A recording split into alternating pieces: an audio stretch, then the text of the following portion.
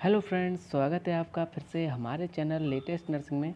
आज हम आपके लिए लेके आए हैं CHO एग्ज़ाम मॉडल पेपर 3। इसमें काफ़ी इंपॉर्टेंट क्वेश्चन है दोस्तों। और CHO के जितने भी एग्ज़ाम होते ये वो वाले क्वेश्चन हैं। और आगे भी होने वाले जो CHO के एग्ज़ाम हैं उनमें भी क्वेश्चन आएंगे। तो चलिए दोस्तों स्टार्ट करते हैं। अगर आपको हमारा वीडियो अच्छा लगता है दोस्तों तो प्लीज़ लाइक करें और शेयर करें और चैनल को सब्सक्राइब करें। चलिए स्टार्ट करते हैं। हमारा पहला क्वेश्चन है यहाँ पे, the amount of solution for retain enema is in adult is, यानी कि रिटेन एनिमा जो होता है एडल्ट में उसकी कितनी अमाउंट होती है। Option A 100 to 150 ml, option B 50 to 100 ml, option C 250 to 500 ml, option D 500 to 1000 ml। इसका करेक्ट आंसर देख लेते हैं दोस्तों। हाँ जी दोस्तों, इसका correct answer option A 100 to 150 ml। Next question है दोस्तों, नॉर्मल पोर्टर बैंड pressure is.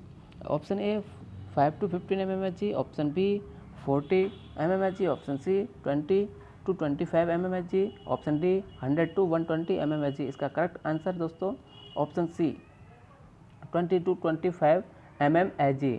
Next question, which of the following is not a complication of portal hypertension, यानी कि इनमें से कौन सा एक कॉम्प्लिकेशन है जो पोर्टल हाइपरटेंशन का कॉम्प्लिकेशन नहीं है। Option A haemorrhage, option B peritonitis, option C oesophageal varices, option D increase albumin level. यहाँ पे करेक्ट आंसर होगा दोस्तों option D increase albumin level. देखिए, मैं आपको क्वेश्चन के साथ साथ उसका थ्योरेटिकल पोर्शन भी बताऊंगा और एक क्वेश्चन के साथ साथ कई सारे क्वेश्चन यहाँ पे क्लियर हो जाएंगे। तो चलिए देख लेते हैं पोर्टल हाइपरटेंशन क्या है। देखिए, अगर मैं सिंपल वर्डों में आपको बताऊं, पोर्टल हाइपरटेंशन जो पोर्टल वेंस वगैरह होती हैं, पोर्टल वेंस की जो ब्रांचें होती हैं उनमें ब्लड का जो सर्कुलेशन होता है वो बढ़ जाता है, उसी को हम पोर्टल हाइपरटेंशन बोलते हैं। ठीक है, इसमें यहाँ पे देख सकते हैं portal hypertension define as a hepatic venous pressure gradient. और इसके कॉम्प्लिकेशन क्या क्या हो सकते हैं दोस्तों, जैसे कि liver failure, these include gastrointestinal bleeding from varices, ascites, hepatic encephalopathy, splenomegaly भी हो सकता है। अगर किसी को स्प्लेनोमेगली हो जाएगा तो एनीमिया हो जाएगा उसमें, और वाइट ब्लड सेल काउंट भी कम हो जाएंगी। ठीक है, नेक्स्ट क्वेश्चन देख लेते हैं। The term apoptosis means, I think आपने ऐसे ऐसे टर्म में आपको बताने वाला हूँ जो आपने शायद कम ही सुने हो। कुछ लोगों ने सुन लिए होंगे लेकिन सभी ने नहीं सुना होगा, और तो उनके लिए ये वीडियो काफ़ी अच्छा होने वाला है। तो option A irreversible cellular injury, option B programmed cell death, option C decrease oxygen supply to tissue, option D reversible cellular injury. देख लेते हैं इसका correct answer option B programmed cell death. Next question है दोस्तों, increase size of cell after full development is known as, increase size of cell after full development is known as. Option A hyperplasia, option B hypertrophy, option C मेटाप्लेसिया, option D dysplasia. यहाँ पे correct answer देख लेते हैं option B hypertrophy. देखिए, मैं आपको बता देता हूँ हाइपरट्रोफी एंड हाइपरप्लेसिया। अक्सर क्या होता है CHO के एग्जाम में ऐसे ही क्वेश्चन लिए जाते हैं, जैसे हाइपरट्रोफी क्या है, हाइपरप्लेसिया क्या है। तो हाइपरप्लेसिया की अगर हम बात करें, हाइपरप्लेसिया में क्या होता है कि जो सेल्स वगैरह होती हैं उन वो नंबर में बढ़ जाती हैं, अमाउंट उनका बढ़ जाता है। और हाइपरट्रोफी में क्या होता है, जो सेल होता है उसके आकार में वृद्धि हो जाती है, यानी कि सेल काउंट नहीं बढ़ता, उसके आकार में वृद्धि हो जाती है। मेटाप्लेसिया क्या होता है, abnormal change in the nature of a tissue, abnormal change जो टिश्यू की जो नेचर होता है उसमें चेंज होता है, उसको मेटाप्लेसिया बोलते हैं। डिस्प्लेसिया क्या होता है, the presence of cell of an abnormal type within a tissue, समझ गए, विच में signifies a stage preceding the development of cancer. ठीक है, डिस्प्लेसिया होता है। नेक्स्ट क्वेश्चन देख लेते हैं, total amount of pericardial fluid, यानी कि पेरिकार्डियल फ्लूइड जो होता है नॉर्मल कितना होता है। Option A 20 ml, option B 50 ml, option C 60 ml, option D 70 ml। यहाँ पे करेक्ट आंसर होगा दोस्तों option P 50 ml। The pericardial sac normally contain up to 50 ml of fluid, it can hold 80 to 200 ml of fluid. ठीक है, even 2 litre, या मतलब 80 से 200 ml भी हो सकता है, और 2 लीटर तक भी हो सकता है। ए फ्लूइड एक्यूमुलेट स्लोली, धीरे धीरे होके। Next question, AV node are present in which chamber of heart, यानी कि एवी नोड जो होता है वो हार्ट के कौन से चैम्बर में होता है? Option A right atrium, option B right ventricle, option C left atrium, option D left ventricle. इसका करेक्ट आंसर है दोस्तों ऑप्शन ए राइट एट्रियम। देखिए, AV node lies at the lower back section of interatrial septum near the opening of the coronary sinus and conduct the normal electrical impulse from atria to ventricles। ठीक है। Next question, use of Kayexalate enema to treat, यानी कि जो कैक्सिलेट enema होता है उसको हम किसके ट्रीटमेंट के लिए यूज में लेते हैं? यहाँ पे ऑप्शन दिए हुए हैं, hyper kalaemia, hyper calcaemia, hyper kalaemia, hypokalemia और हाइपोकैलेमिया। देखिए, आपको मैं बता दूं कि क्या क्या मीन्स होते हैं। हाइपर कैलेमिया का मतलब होता है पोटेशियम बढ़ जाना, हाइपर कैल्सीमिया का होता है कैल्शियम लेवल का बढ़ जाना, और हाइपोकैल्सीमिया कैल्शियम का कम हो जाना, और हाइपोकैलेमिया पोटेशियम कम हो जाना। जिसमें हाइपर हो गया उसमें ज़्यादा हो गया, और जिसमें हाइपो हो गया उसमें कम। तो यहाँ पे देख लेते हैं, इसका करेक्ट आंसर हाइपर कैलेमिया, यानी कि पोटेशियम जो बढ़ जाता है उसके ट्रीटमेंट के लिए हम कैक्सिलेट एनीमा यूज में लेते हैं। यहाँ पे कुछ Kayexalate is a non absorbed, ठीक है, cation exchange polymer that contain a sodium counterion, यानी कि ये एनीमा कैसे काम करता है मैं आपको सीधा बता देता हूँ। इसमें क्या होता है, sodium ion are particular release are replaced by potassium ions.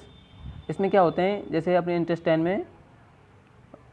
में रेजिन होते हैं। रेजिन क्या होते हैं, जब ये एनीमा हम यूज में लेते हैं तो रेजिन जो होते हैं सोडियम के एब्जॉर्प्शन को बढ़ा के सोडियम और पोटेशियम के एक्सचेंज करके ये पोटेशियम को बाहर निकालते हैं। ठीक है, तो उसकी वजह से हाइपर कैलेमिया की जो कंडीशन होती है वो सही हो जाती है, ट्रीट हो जाती है। तो उसी के लिए हम इसको कैक्सिलेट एनीमा को यूज में लेते हैं। Next question, route of transmission of hepatitis A virus, यानी कि जो हेपेटाइटिस ए वायरस होता है उसका रूट कैसे होता है? Option A infected needle, option B infected blood transfusion, option C faeco oral, option D unprotected sexual intercourse. तो इसका तो आपको पता ही होगा, option C faeco oral. Next question देख लेते हैं, which hepatitis virus can replicate in the presence of HCV, यानी कि कौन सा हेपेटाइटिस वायरस है जो हेपेटाइटिस सी की उपस्थिति में रेप्लिकेटेड हो जाता है? Option A hepatitis A, option B hepatitis B, option C hepatitis C, option D hepatitis D. इसका करेक्ट आंसर दोस्तों इसका correct answer option B hepatitis B. ठीक है, इस क्वेश्चन में थोड़ा कन्फ्यूजन है दोस्तों, तो इसमें ऑप्शन सी भी हो सकता है, तो मैं नेक्स्ट वीडियो में इसका आंसर कंफर्म करके बता दूंगा। Next question, which hepatitis is known as serum hepatitis, यानी कि सीरम हेपेटाइटिस के नाम से कौन सा हेपेटाइटिस जाना जाता है? यहाँ पे correct answer option B hepatitis B. Which hepatitis is known as post transfusion hepatitis, इसका तो सबको पता होगा, काफ़ी इंपॉर्टेंट क्वेश्चन है दोस्तों, ये काफ़ी एग्जाम में आ चुका है, और इसका correct answer option C hepatitis C. Next question, which hepatitis is more dangerous during pregnancy, यानी कि प्रेगनेंसी में कौन सा हेपेटाइटिस सबसे डेंजरस होता है? Option A hepatitis A, hepatitis B, hepatitis C, hepatitis E. तो इसका करेक्ट आंसर दोस्तों हेपेटाइटिस ई होने वाला है। देखिए, हेपेटाइटिस ई के बारे में आपको बता दूं कैसे ये प्रेगनेंसी के दौरान डेंजर होता है। Hepatitis E infection during pregnancy specially in the 3rd trimester, समझ गए, is characterized by the more severe infection, ये बहुत ज़्यादा इन्फेक्शन की कंडीशन से हो जाता है। Sometimes result in fulfilment hepatitis. अब आपको फुलफिलमेंट हेपेटाइटिस का मतलब मैं आपको बता दूं, ये एकदम से हेपेटाइटिस हो जाता है जिसमें लीवर एक्यूट कंडीशन में डैमेज हो जाता है और फेल हो जाता है, एकदम एक्यूट कंडीशन हो जाती है। तो उसको हम फुलमिनेंट हेपेटाइटिस बोलते हैं। Increasing maternal and fetal mortality और मॉर्बिडिटी इसमें बढ़ जाती है। Hepatitis E virus is an emerging infectious agent causing acute viral hepatitis worldwide. ठीक है, नेक्स्ट क्वेश्चन है ए डिसैरिथमिया इन विच ऐसे node is not A pacemaker and other. ठीक है दोस्तों, दोबारा से देख लेते हैं क्वेश्चन 14। ए डिसैरिथमिया इन विच ऐसे node is not A pacemaker and other muscles produce the impulse, यानी कि इसको हम एक्टोपिक फोसाई बोल सकते हैं, इज नॉन एज। तो वो कंडीशन वो क्या कहलाता है? Option A atopic dysrhythmia, option B sinus tachycardia, option C respiratory sinus dysrhythmia, option D sinus bradycardia. ठीक है, तो इसका करेक्ट आंसर होगा दोस्तों ऑप्शन ए एटोपिक डिसैरिथमिया। अब मैं आपको बता देता हूँ आपको एटोपिक डिसैरिथमिया क्या होता है और रेस्पिरेटरी साइनस डिसैरिथमिया क्या होता है। जितने भी यहाँ पे ऑप्शन आपको मिले उन सब के बारे में यहाँ पे एक्सप्लेनेशन है। तभी ये दोस्तों इम्पोर्टेंट होने वाले हैं, क्योंकि बहुत सारे क्वेश्चन आप पढ़ते हो तो आपको उनका मतलब नहीं पता होता।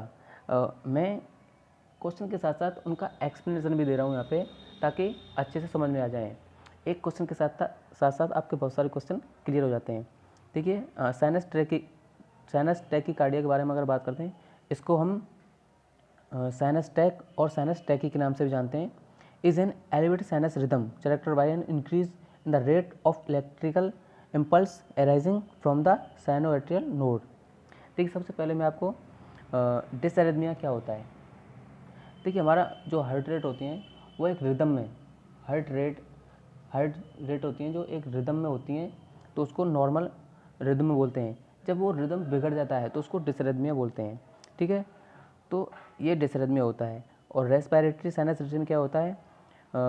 Is present when there is a gradual rate increase with inspiration, यानी कि जब हम इंस्पायरेशन करते हैं तो पल्स रेट हमारी बढ़ जाती है, और ग्रेजुअल डिक्रीज विद एक्सपायरेशन, और जब हम सांस छोड़ते हैं तो कम हो जाती है। Sinus dysrhythmia is very common and usually normal in children and young adult.